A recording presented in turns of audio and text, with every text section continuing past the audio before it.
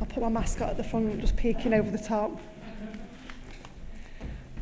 Hi, so thank you for coming to listen to talk to me and my perspective of my journey of basically being here today and how Joel was founded and about my 4 beautiful children. And I think being here today and talking to many of you up on our stall has just been an amazing opportunity to be able to talk about them. As you know, 2 of them are here with us and 2 of them were stillborn. And because of that, you don't really have the opportunity to talk about our family as a whole, and I think that's something that's really important from today. So as Sue was saying, in 2011, I suffered 2 early miscarriages, and then that same year I discovered I was pregnant with twins. At 26 weeks, I stood up, my waters broke, went to the hospital, and there we were told the devastating news that our babies had died. Absolute, complete shock. They had twin-to-twin transfusion syndrome, and even though it was something that was slightly detected on a scan the week before, we just said that we'd have regular monitoring, and we were really, really confident in the care and support we were receiving from our hospital, and we did through such a devastating and heartbreaking time. As you can imagine, the moment that you're told that your baby's got no heartbeat is literally the worst moment ever. It was horrendous, not only for me, but for my husband, for my whole family. You know, thinking about my parents, seeing me not only going into labour, but to think that they've also lost their grandchildren, it's a huge ripple effect. Luckily, at that moment, we were supported by 3 amazing midwives. We live in Worksop, which is in North Nottinghamshire, so quite, you know, not local. And a very small labour ward, which we've only kind of discovered is small afterwards, it only has 5 birth rooms, which is really, really small compared to, I know a lot of people that we're talking to this morning. But the care that we received were absolutely phenomenal. And to be a midwife in that role must be horrendous, it must be heartbreaking, but what an absolutely amazing impact you can make on that family through such a devastating time. It is never forgotten, I promise, it's never forgotten. So, Noel and James were born at 26 weeks.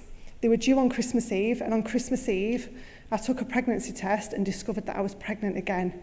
So this was the 4th time I was pregnant in 1 year, and I was starting the new year as I'd started the previous year, but obviously with a lot of heartbreak, a lot of devastation in there, and I was absolutely petrified. I remember the moment I took the test, and I was like, yes, I'm pregnant. And then that second of, what am I going to do? What am I going to do? I've got to prepare myself for the worst now. You know, this is going to be 9 months. Every day feels like an eternity. And I promise you, being pregnant after loss, every minute feels like a year. Now I look back on it, it feels like the blink of an eye. I can't even tell you. But at that moment, it felt like it lasted for an eternity. So we went through day after day. Every night I'd go to bed and be like, yes, I've survived another day. I'm still pregnant for today. I'd build myself up to scans, to appointments. My community midwife was absolutely fantastic. And I literally phoned her all the time saying, I feel like this, I've got this cramp, this feels like this is different. And she'd just be like, just pop in and come and see me. And honestly, the support that we received was just phenomenal because we were listened to. And even though you think, well, we can't do anything, we know that she's just feeling anxious, just feeling nervous, but that reassurance makes such a difference. And it feels like an addiction because you're just working to the next scan, the next appointment, trying not to be obsessive, but really trying to survive each day through pregnancy after loss. So 11 months after Noel and James were born, I went in to be induced, and obviously, as you can imagine, every consultant appointment I had, I was like, please, can I be induced early? I felt like I was in unknown territory. So even though we'd lost twins because of twin-to-twin transfusion syndrome and the possibilities of losing our rainbow baby were low, it still felt massive. It felt like such a risk. We knew what it was like for our lives to literally change in a second. And because of that, we just felt like we'd got a black cloud over us the whole time. Literally, my tummy felt bruised. The moment I could feel him moving, which typically I had a placenta at the front, so it took quite a long time for that to happen. I felt like I was literally poking my stomach morning, noon and night. Cold drink, hot drink, cold drink, laying on my side, poke, because I just wanted to feel him moving. And just that slight reassuring kick just for that moment is obviously then the wheels of anxiety kind of start again. So just really, really being mindful of that moment. And I forgot to move the slide because I was too busy talking. So this is us outside our offices in Worksop, and letting balloons go. We try and do bubbles and things now, obviously, that are a bit better, but our family's being celebrated as a whole, and I think that's the most important thing.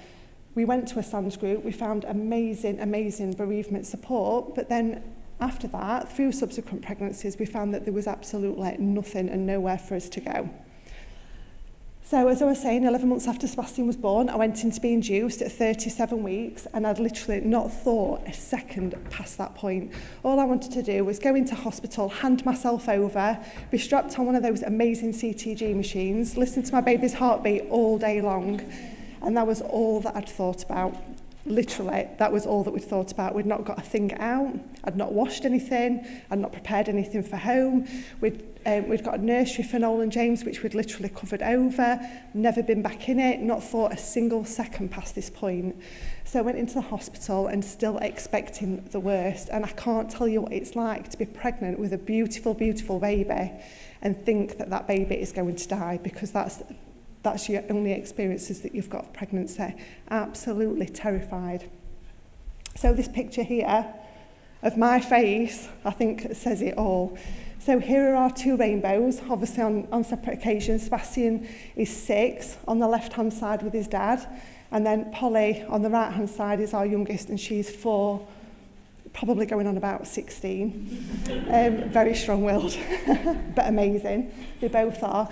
And no one prepared us for that moment. So Sebastian was born, he was placed onto my chest crying, and I literally did nothing, absolutely nothing, because I never expected to hear my child cry, our child scream with a pink face. I can't even tell you what that feels like. And I think to support a family through bereavement, through stillbirth, you know that family's going to be devastated. You know they're going to be heartbroken. The compassion is going to be there. But actually, the shock and the trauma of having a live baby is absolutely massive. And it sounds silly to say it, but I can't tell you how much impact that has, because we literally never prepared ourselves for that moment.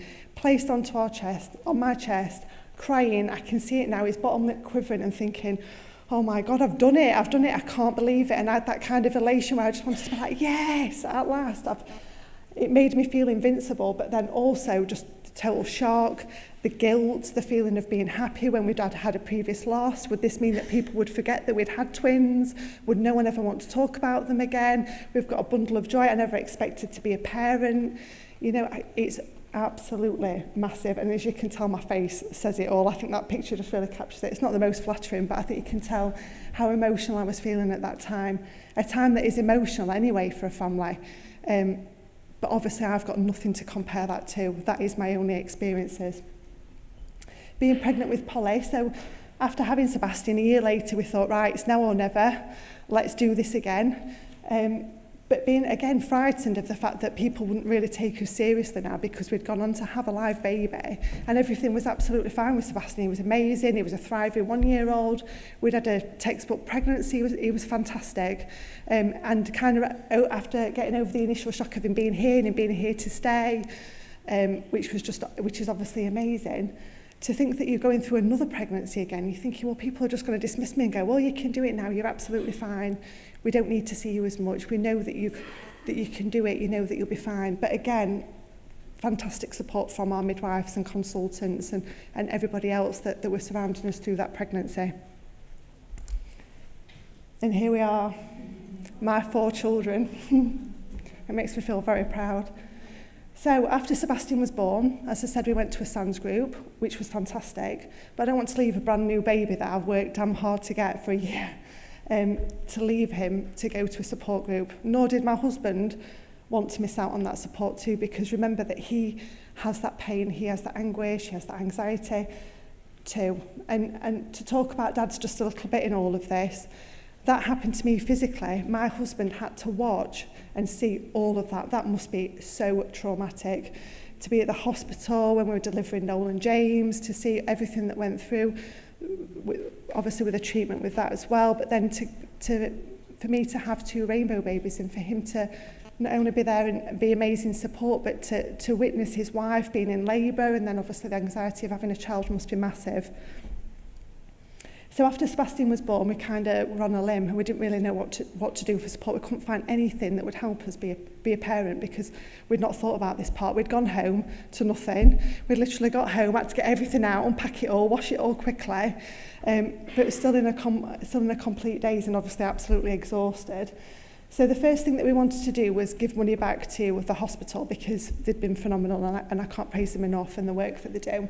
So we decided to do some fundraising and buy a cuddle cot for one of the birth rooms. And from that, we met lots of other families that had also gone through their own bereavement and were trying again, or had gone on to have a rainbow baby. There was people that had given us hope through our darkest of times. So we decided to set up Joel.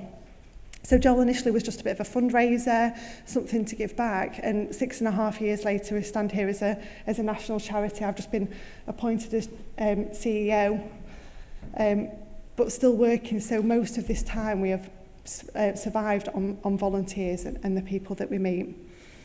So part of that really is developing a wide range of resources to empower families through their pregnancy after loss. And I think this is the most important thing. No two people feel the same. A couple, a family, everybody will have different feelings, different worries, different anxieties. And it's important that they know that how they feel is normal to them. It's about embracing a new normal. You know, nothing can change what has happened, but it's about embracing life and trying to find some kind of positivity and hope out of this, which is what we've had to try and do. So, as you can see, I've written a book called Behind the Smile. One of the things that I did to improve my mental health after having Polly was take up running. So I did the London Marathon last year, really, really slowly. So hot, I can't even tell you how hot it was. I'm not a born runner, I'm far too tall to run. But yeah, you know, the kind of wanting to share my experiences. I am a normal person. This is what happened to us. This is not a normal life, but this is now my normal, and this is what we've tried to embrace and tried to bring our children up knowing about their older brothers too. So one of the things we developed was a pregnancy after loss journal, because as I was saying before, you go through day after day of worry, of fear, my next scan, my next appointment, but actually forget all those wonderful, beautiful moments of your bump moving, of wriggling, of seeing your baby on a scan and not just looking at the heartbeat, you know, seeing everything else that kind of goes along with it. So through the help of families that we support, we developed a pregnancy after loss journal that really helps families write down how they are feeling at that moment, so you can go back and look at it and you feel empowered. We've got rainbow on board badges, so I know quite a few people have seen those this morning, and they're massively important to families to sit in a waiting room, to get booked in for an appointment. The receptionist will see that they're expecting a rainbow baby, consultants, sonographer, midwives, everybody. It doesn't mean that they've got to say their story over and over again, because that's something that's devastating to a family, but also must be devastating to say by mistake. Nobody's going to say that on purpose, nobody. And one of the things that happened to us when we were pregnant with Sebastian is someone that quickly opened our notes and went, oh my goodness, you're going to have 3 under the age of 1. You're going to have your hands full. Well, actually, no, we're not. This is going to be hopefully a child that we get to bring home. So again, that person was utterly devastated. But just by highlighting the fact that we were pregnant after loss, looking at stickers on notes, wearing that badge means that families feel empowered. They're not saying the same thing over and over again, but also professionals that are working with them are not mindful of what they're saying because they can see it. Because let's be fair, sometimes everyone is busy, but no one ever would make that mistake on purpose. So we've got a wide range of different resources. We've got a stall upstairs. Please come and have a look. We send resources out all over the country free of charge. We run a wide range of different support groups and support networks online because it's easier to type than talk. More often than not, people find it really difficult to say things, and you'll probably find that at appointments, seeing midwives, seeing a consultant, that people will stand there and say, yeah, everything's fine, and then go home and be like, why didn't I not ask this question? What did they say? I can't remember what they said. So it's just that constant reassurance. Which is why we really promote writing, really promote typing things down, because it's really easy to refer to that when you're feeling so upset. And there we go. So our website, joeltcp.org, and also the book website, behindthesmile.org.uk. Thank you very much.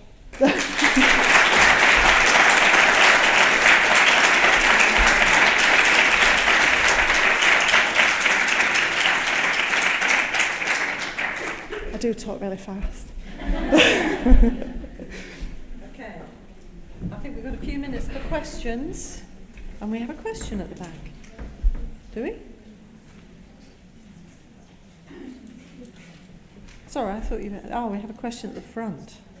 Question at the front now. Just as good. Hi. Hi.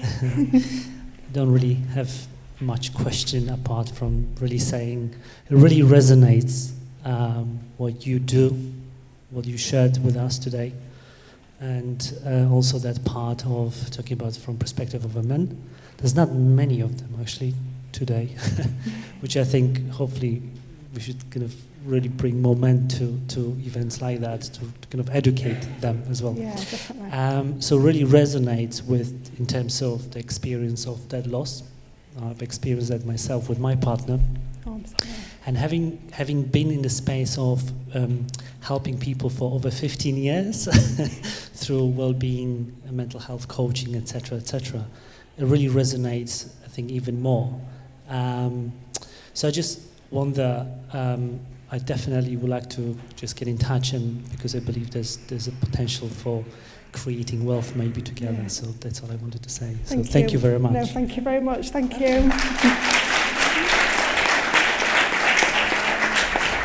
Anybody else have a query? We have a question here. So you don't escape that easily. My name is Gladys Yabua. I'm a midwife at the Whittington Health. And oftentimes I look after women who are going through pregnancy loss. I don't know whether I heard it right, but you did say when the baby was born and put on your tummy, nobody had prepared you to expect that. Yeah, and in cases like this, I think you all agree with me. We are always very sensitive, when we are looking after women with pregnancy loss. And I think that bit of preparation, we tend to overlook it, and then we don't want to compound the grief. So maybe that is how. But having said that, I think we all take it with us that during the antenatal period, even if they've gone through a previous pregnancy loss, we should be mindful to prepare them fully as to how the conduct of delivery will be taken. Yeah, Thank you. Definitely. Thank you.